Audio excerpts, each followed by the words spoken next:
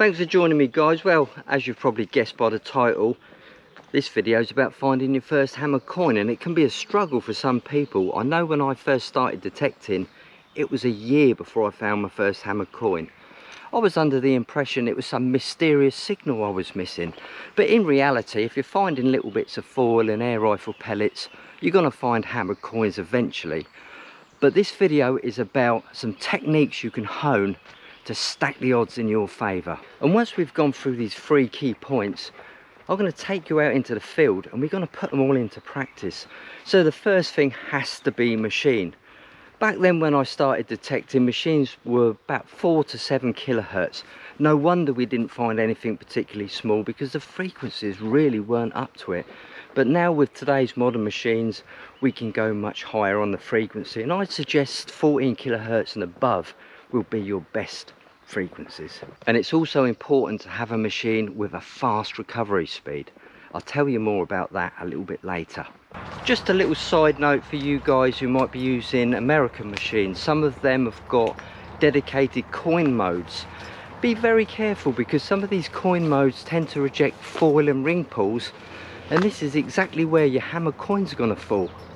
But you're not using American machines, are you guys? You're using XPs. Well done. Secondly, it has to be technique.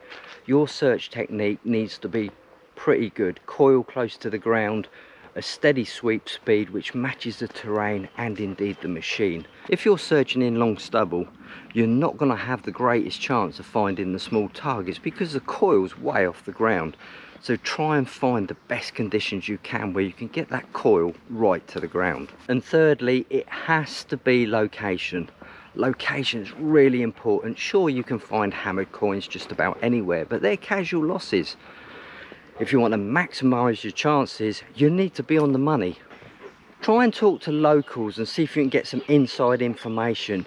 You really need to be looking for little hamlets close to a water source, deserted medieval villages, but don't rule out Roman villas, because the Romans were good at finding rich fertile land, and people lived there for hundreds and hundreds of years afterwards. It might be a good idea to do some field walking. If you start finding pot, tile, clay pipe stems, oyster shells, you know you're in the right place what might contain hammered coins. And now, assuming you've found your right location, you need to put all these top tips into one plan. They're all going to come together because you need to find the iron. Find the iron, you've found habitation. Fast recovery, high frequency, perfect sweep and technique, you will find your hammered coin eventually. I know the exact spot, so why not join me in the field and we can put these ideas into practice. Come on. This field behind me is absolutely full of iron. It's a deserted medieval village according to the locals. We call it machine gun iron for obvious reasons, because the dais goes over it and just sounds like a machine gun going off. There's so much iron, and I thought this would be a good opportunity to show you guys what it sounds like. Because there's so much iron on this site, I'm going to go for the elliptical coil, because the smaller footprint will probably help me get in between the iron and hopefully sniff out a few targets. There's not a busting lot of targets out here because I feel a lot of them are being masked by so much iron. And also, using the dais, we can make a few extra adjustments, such as the recovery speed, the reactivity. Reactivity at 4 is going to give a much quicker snapshot of something like reactivity 2.5 or 3. So I'm going to use reactivity 4 with the elliptical coil. Hopefully that'll give me more of a blade-like search technique to get in between all this rubbish. Okay, with the elliptical coil, you're not going to get as deep as, say, your round or your 11-inch or 9-inch coils. But how do you define deep? Perhaps with this coil, you can get targets you can't get with the other coils. So in this instance, it is deeper because it's finding stuff where the other coils aren't. The program I'm using is the Sonar Plus program, which is basically tone break of 9. It's a 2-tone program. Audio response 4. Sensitivity 97. That's quite high, but I'm going to take my chances on that just for a while to see how I get on. frequency. Now I don't want to dwell too much on frequency, so I'm going to start on 14 kilohertz and just raise it up on a few targets just to see if it makes a difference. If it makes a difference on a certain frequency, I'll probably stick with that. This is real Deus territory. I wouldn't want any other machine on this sort of ground. It just loves the iron. This is always good to see, look. Some nice bits of pottery laid on the surface. I'm pretty sure that's medieval, you know. There's plenty of it all kicking round here. More tile. Loads of it all over the surface. Look, that's interesting. I think there's another one there. Yeah, look. Clay pipe stems.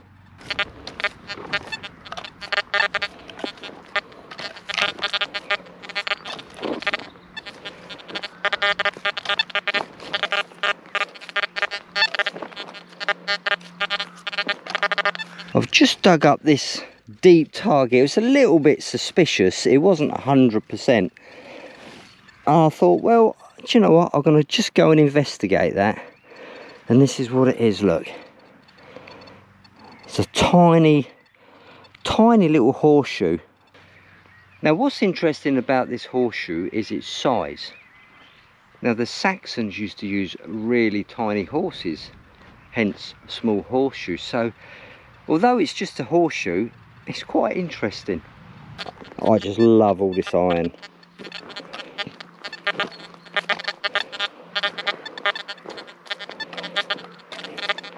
I could work a small patch all day and not get bored. To me, this is what detecting's all about.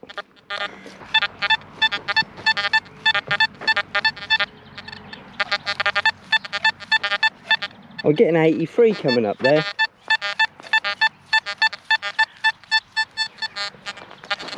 So it's somewhere around this area. Obviously been as careful as I can around these crops.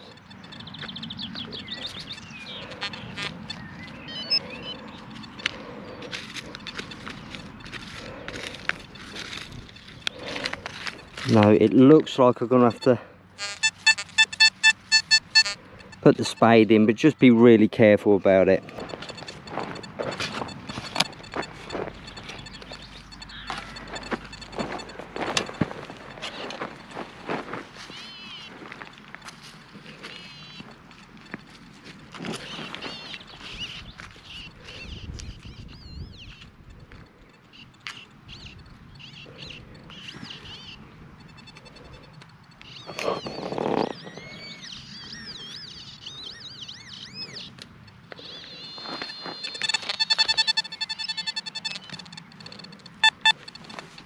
Okie dokie, somewhere in there.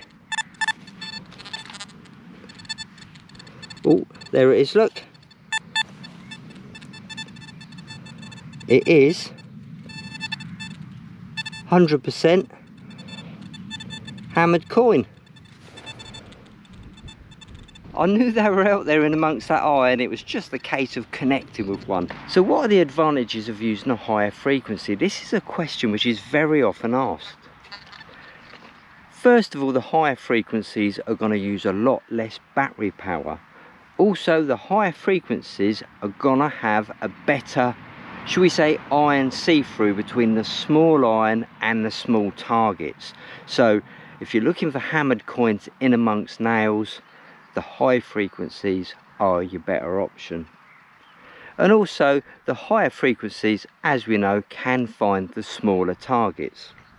Combine that with an elliptical coil and you should be in for a good day. But there's one caveat I'd like to put on this elliptical coil.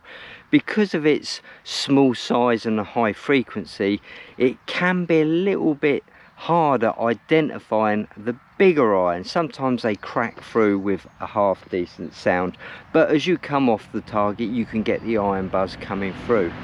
So that's it guys, thanks for joining me. I hope that's sort of given you a bit of an insight into an iron laden field and how best to search it. Always respect the farmer's crops, as you saw there, and Don't forget to drop into XP Adventures or the Metal Detector Skills School if you like Facebook. Or also we've got a forum, it's the Gary's Detecting Forum. It's a bit of an old forum, but there's still some loyal members there, so if you want to come on and have a chat, you're more than welcome.